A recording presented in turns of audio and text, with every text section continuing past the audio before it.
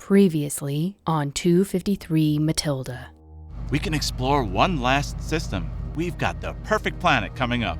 What's that? Earth. It's been about 160,000 years for them, so I suspect a lot of things happened. Computer, can you trace where the signal is coming from? Coordinates are within the California Republic, city of Placerville. What's Earth's only remaining sign of civilization doing there? The signal seems to be coming from under this little mound here. Isn't that... A data cube! Attached to this little transmitter! Data is a series of time-indexed video recordings. Welcome to Earth, birthplace and tomb of the human race. So it seems most of the population died over the course of 6 months, but there were stragglers for at least years. Do you suppose some people could have lasted even longer, in more isolated places? Some of them could still be out there somewhere. Hands in the air, y'all. Sorry, we didn't know anyone lived here. What happened here? When people started dying, we thought we just had ourselves another pandemic to deal with. But then they figured out the incubation period was crazy long and variable. What's the fatality rate? 100%. Few recluses like me escaped. Did anyone ever figure out how the disease started? Traced it to some meteor that exploded over Tokyo. The big brains felt the disease was designed by extraterrestrials. I don't want to see you folk again. Computer, pause playback. And now, Alert! Alert! Aggressive creature with potential to damage hull.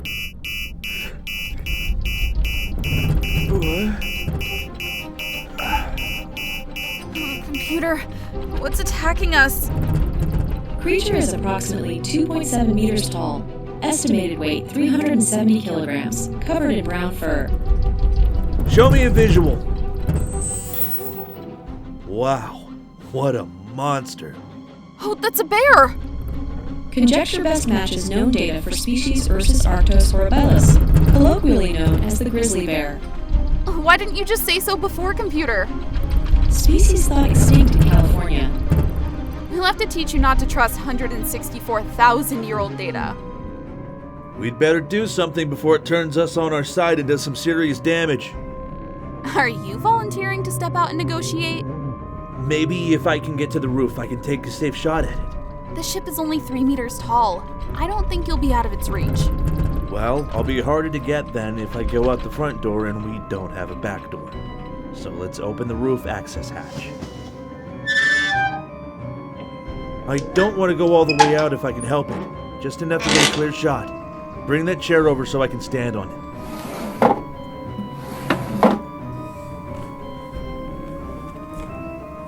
Not high enough. Your head is barely reaching.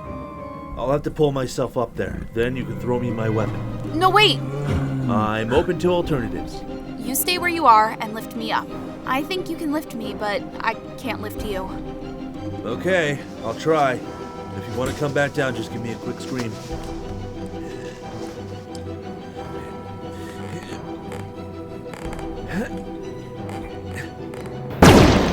Got him! Just in time. You okay? Yeah, probably some bruises I'll feel later. Well, that was an interesting way to wake up. What else is on today's agenda? Might as well find out the rest of the fate of the human race. Ah, yes. There was that little item.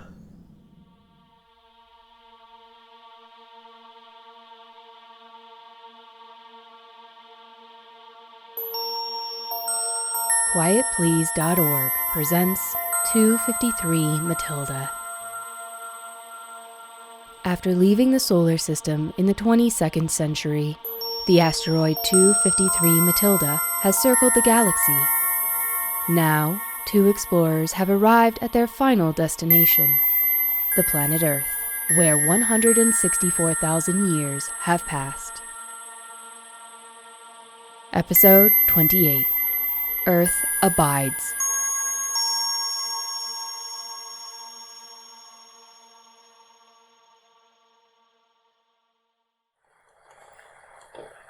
Judy, can you check the berries for me?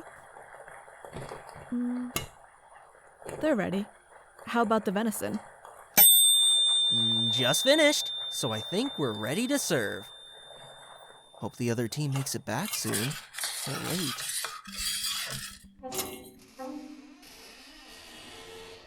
We're back. Just in time for dinner. What a day it's been. We've got big news for you. We've got some pretty huge news ourselves. But you can go first. You guys took the aeroglides down to Sacramento, right?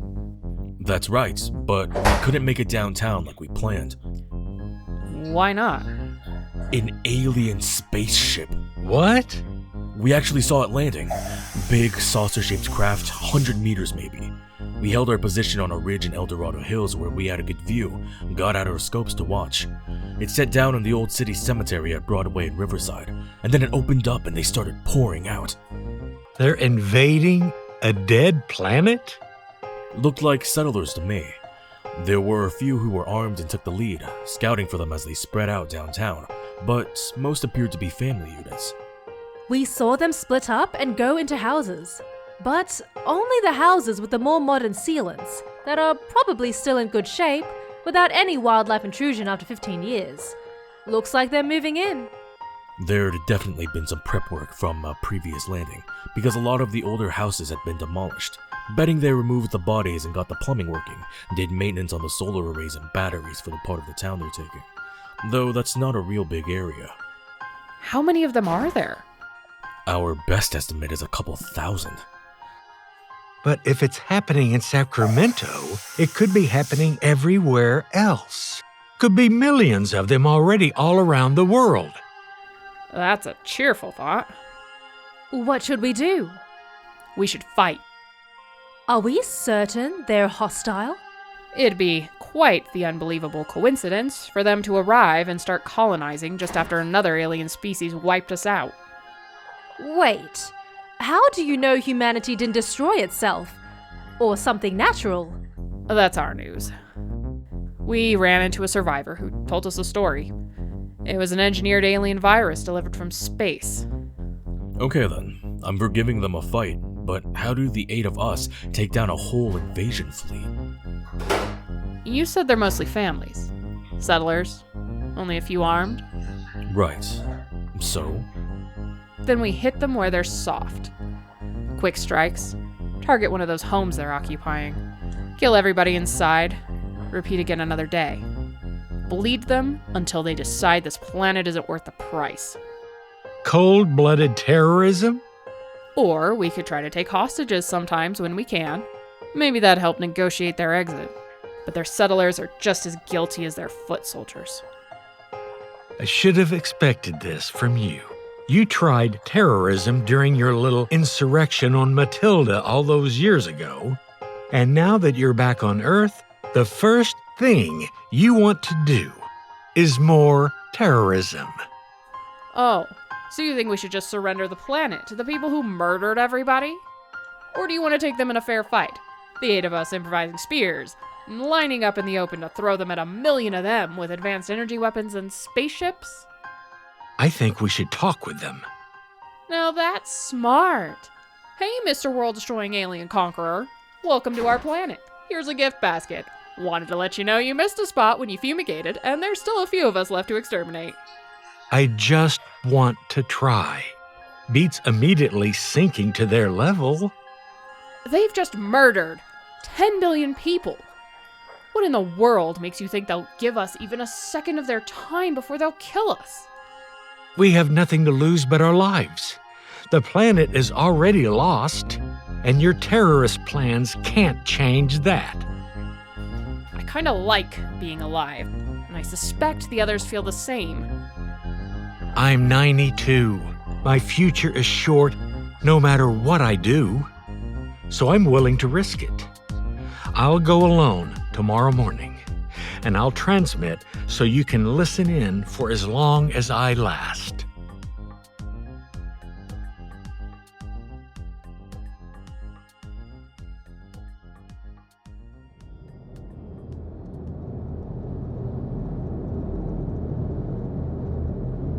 There's a bunch of them gathering in Southside Park. I think if I approach a crowd, I'll seem less threatening than if I go up to an individual, and they'll be less inclined to preemptively shoot me. Be careful. Don't approach too fast. I think they spotted me. Yeah, a bunch of them are looking my way now. Well, you've now officially lived longer than I expected. Oh, this is too good. What? I just noticed the crowd is gathered around an old sculpture of an alien space van next to a lake. The real aliens admiring the fake aliens. Okay, I'm slowing for final approach. No sign of hostility so far. Do you see any weapons? Not yet. They just seem curious about me.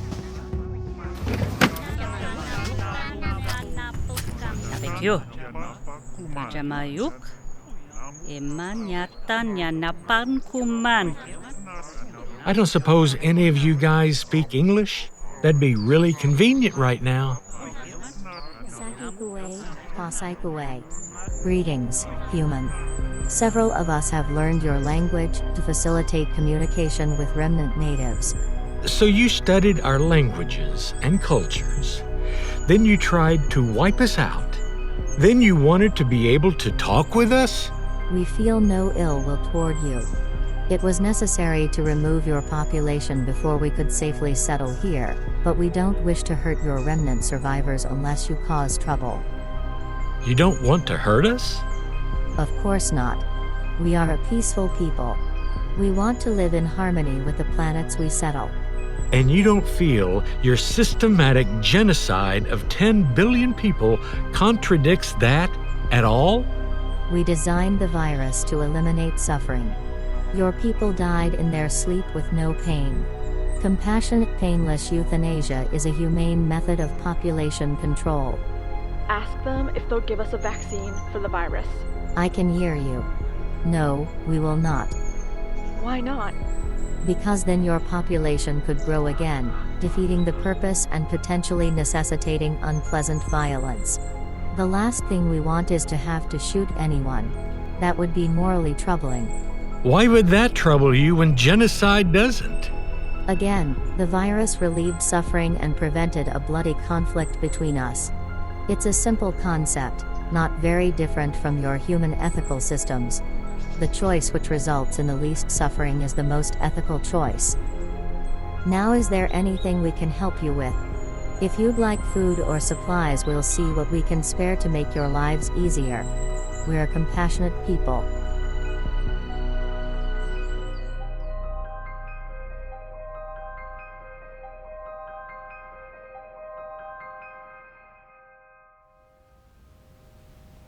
That was bizarre.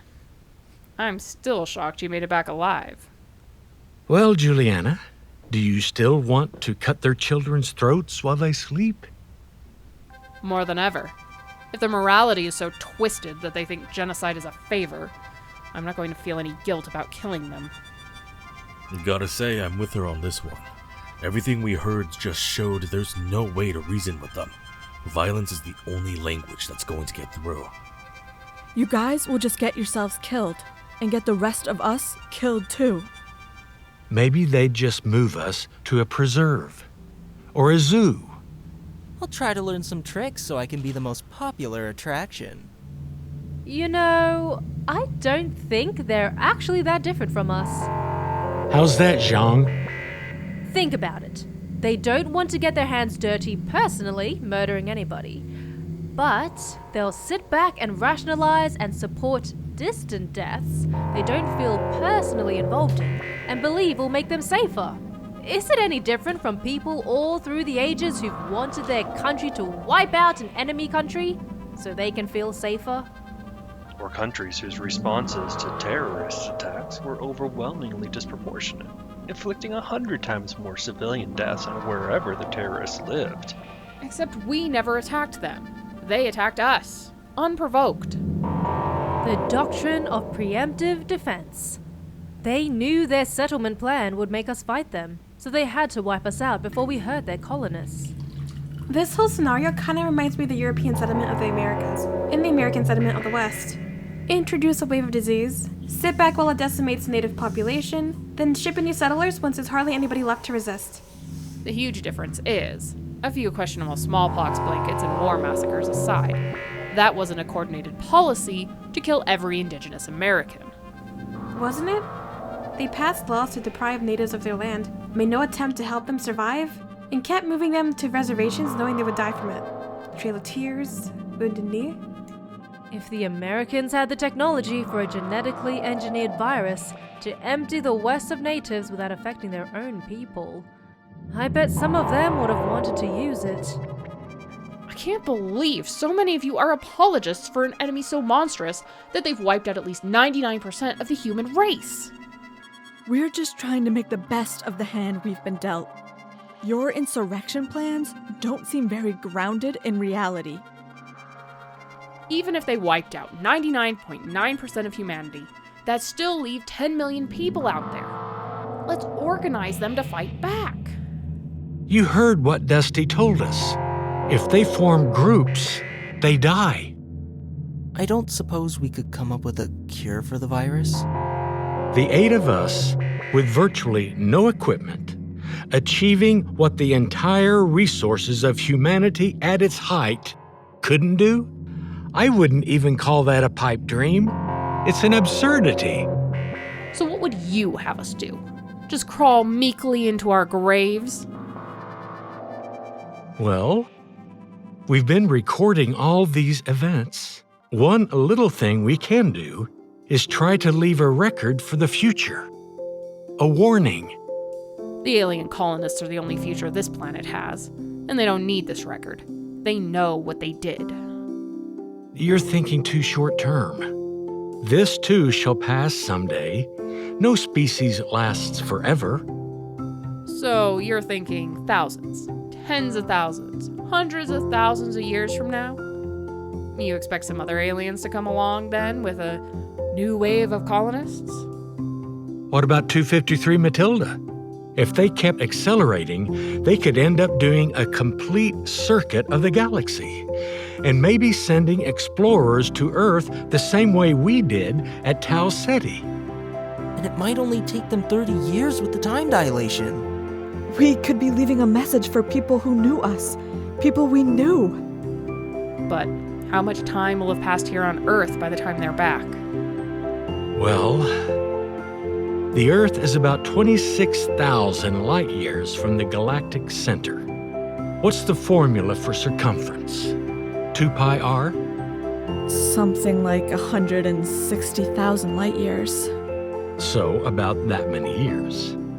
What do we have that could store a message that long? Data cubes are rated to 100,000 years, but will last a lot longer with error-correcting redundancy. Perfect. Now we just need a way to make them discover it without it being found by our colonist friends first. Some kind of simple homing beacon, time delayed to not start transmitting for the next 160,000 years. I think we've got ourselves a project here.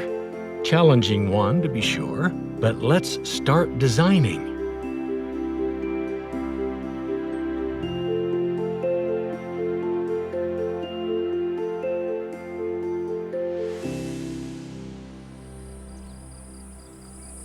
This will be the final recording before we transfer to the data cube and bury it. I'm thinking we'll embed it in the foundation of the bell tower. Just feels right to use a classic landmark so many people have enjoyed on their way through this town before, and it'll provide good protection from animals and the elements. Anyway, I want to give everyone a chance to say some final words to the future. Well, hi future, it's Jenkins. I'm the guy who was standing or sitting in the background during a couple of the recordings, but never got to say much, so you have no idea who I am and probably don't care what I have to say. Sing? And Pat Singh, you haven't heard much from me before either, but I'm not quite so content to leave it that way. I worked in botany section on 253 Mathilde, before being captured in 2220 and brought here. My job now is to keep our group fed by reviving agriculture on planet Earth, so that should keep me busy. I'm Dmitry Korolev from Astronomy Section. Chief Lawrence, if you see this someday, I offer my congratulations on completing an orbit of the galaxy. Pass. Aniket? Dads, if you ever hear this somehow, I mean if either of you were alive by the time 253 Mathilde can hear me, I love you both, Dads. The chance that you'll someday learn what happened to us after we were taken away, that's what's going to give me the strength to get through the rest of my life. Not just our dads, but everybody else too. The rest of our families, our friends. We wish you could all experience this beautiful planet, even after the end of humanity. I want the future to know that I didn't give up. No matter how hopeless the situation looks, I'm going to keep working on plans to drive out these colonists and take back our planet. If there's no aliens here when you arrive, maybe it's because of me. If only you'd felt that way about the last invasion, maybe we'd still be on Mathilde. That was different. Mathilde was never truly ours. Earth is. And for myself, I just want to say, in a way, we're the aliens on Earth now. We're but brief guests who will soon depart for the undiscovered country. This world is theirs, for now. And as absurd as this is to say about creatures who've committed the ultimate genocide against my kind, I can't really hold any ill will toward them. I can. I hope someday they'll realize how wrongly they've behaved, that there's no such thing as a humane genocide. Meanwhile, I wish them well and hope they take good care of this planet. I hope it really is somebody from 253 Mathilde who finds our message. If so, I've missed you guys. Renata, I trust you're well and that you understand why I felt I had to do what I did. And maybe watching this in your old age now, you're finding out that my life still had a few eventful twists and turns left in it. Tell my grandkids and great-grandkids all about me, if I have any. Whoever finds this, goodbye, and best of luck with whatever it is the Earth has become in your distant time. Wow. It's strange. What? Everything we've just seen. It feels like it just happened. And here we are on the very spot. But there's not the slightest trace left. There were the chunks of concrete that must have been the base of the bell tower, where we found the data cube. Still, such a tiny thing, the only remnant we found of humanity. And nothing of the aliens. Say, they mentioned the virus had an asymptomatic zootropic reservoir. Do you think we could still be in danger? It's hard to say anything for certain about an engineered virus, but I don't think it could have avoided mutation over the eons. Probably into something that targets animals better, but doesn't target humans since there were none left to target. That's not as reassuring as I'd like. Tough luck, dear. It's a wild and primitive world where anything may kill us at any time. A gorgeous world, though. Breathtaking. And it's ours to rediscover, together.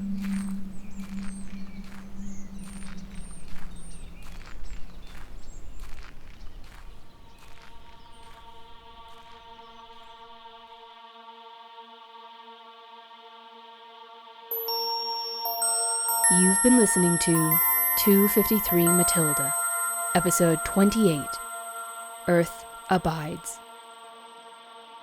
Created, written, produced, and directed by Paul Neeram. The ex-mayor is Roger Arnold. Juliana Saunders is Aaron Summonsby. Dmitry Korolev was Sky Burial. Mateo Juma is Richard N. Zainab Juma is Rue Ryder. Jong was Ella Ree. Judy is Grace Trombley. Pat Singh was Merciless Bat. Aniket is Genesis Greenwood. Jenkins was Christopher Wertman. The non-English speaking aliens were Amanda Battle. The announcer is Aaron Summonsby. Special thanks to our Kickstarter backer, Aston Young. Sound effects and music, courtesy freesound.org, asoundeffect.com, freepd.com, and audionautics.com. This program is licensed for free reuse and redistribution. Hear more episodes at quietplease.org/253.